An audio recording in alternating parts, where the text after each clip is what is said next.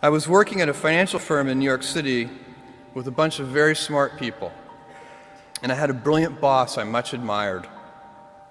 I went to my boss and told him I was going to start a company selling books on the internet. He took me on a long walk in Central Park, listened carefully to me, and finally said, "That sounds like a really good idea, but it would be an even better idea for someone who didn't already have a good job." You can have a job, or you can have a career, or you can have a calling. And if you can somehow figure out how to have a calling, you have hit the jackpot, because that's the big deal. I met Jeff Bezos 25 years ago, and he told me, "Dave, I want you to invest in my company." "What are you doing?" "I'm gonna start a bookstore in my garage." "Okay, and I'm gonna put it online. People buy online, and I'm gonna ship out of my garage. But if you invest in me, Dave, someday I'm gonna be the richest man in the world. I'll do over $100 billion. First of all, there is no such thing as $100 billion 25 years ago. Statistically, there's no such thing. Countries didn't have 100, our national debt wasn't $100 billion. And this dude's telling me at 26 years old that he's gonna be the richest man in the world because he has a garage and the internet? That was his truth. No, but he did not know it, and neither did I. But the difference between him and I is I was laughing, scoffing, and jesting at him, and he was already applauding himself, going, at the right way, at the perfect time, I'm gonna make as much as I can as quickly. And I'm sitting there going, there's no way this is gonna be a big business. Do something you're very passionate about, and don't try to chase what is kind of the hot passion of the day. Seen in that light, it really was a difficult choice, but ultimately, I decided I had to give it a shot. I didn't think I'd regret trying and failing, and I suspected I would always be haunted by a decision to not try at all. After much consideration, I took the less safe path to follow my passion, and I'm proud of that choice. As a young boy, I had been a garage inventor. I'd invented an automatic gate closer out of cement-filled tires, a solar cooker that didn't work very well out of an umbrella and aluminum foil, baking pan alarms to entrap my siblings. I'd always wanted to be an inventor, and she wanted me to follow my passion. There's a military phrase that I especially love, and it says, "Slow is smooth and smooth is fast." And I have seen that in every endeavor I've ever been in. That's the kind of thing that really allows you to make progress. You know, you get certain gifts in life and you want to take advantage of those, but I guess my advice on adversity and success would be to be proud not of your gifts, but of your hard work and your choices. So, you may be, the kinds of gifts you get in life, you might be really good at math. It might be really easy for you. That's a kind of gift.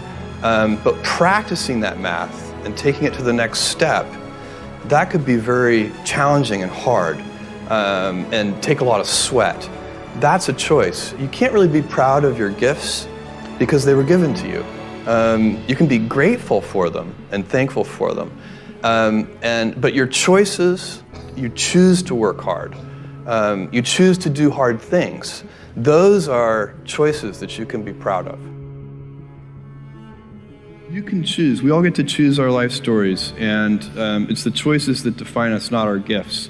Everybody in this room has many gifts. I have many gifts. You can never be proud of your gifts because they're gifts. They were given to you. You might be tall, or you might be really good at math, or you might be extremely beautiful or handsome, or there are many gifts, and you can only be proud really of your choices because those are the things that you are acting on.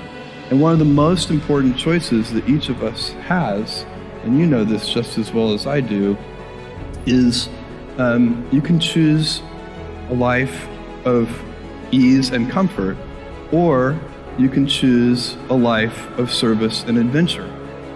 And when you're 80, which one of those things do you think you're going to be more proud of? You're going to be more proud of having chosen a life of service and adventure. There's never been a better time to be alive. I mean, it's just incredible the amount of inspiration that the world generates for me, and I think for a lot of people. It's insane, the amount of change and invention and opportunity. Your life, the life you author from scratch on your own, begins. How will you use your gifts? What choices will you make? Will inertia be your guide, or will you follow your passions? Will you follow dogma, or will you be original? Will you choose a life of ease, or a life of service and adventure? Will you wilt under criticism, or will you follow your convictions? Will you bluff it out when you're wrong, or will you apologize? Will you guard your heart against rejection, or will you act when you fall in love? Will you play it safe, or will you be a little bit swashbuckling? When it's tough, will you give up, or will you be relentless? Will you be a cynic, or will you be a builder? Will you be clever at the expense of others, or will you be kind?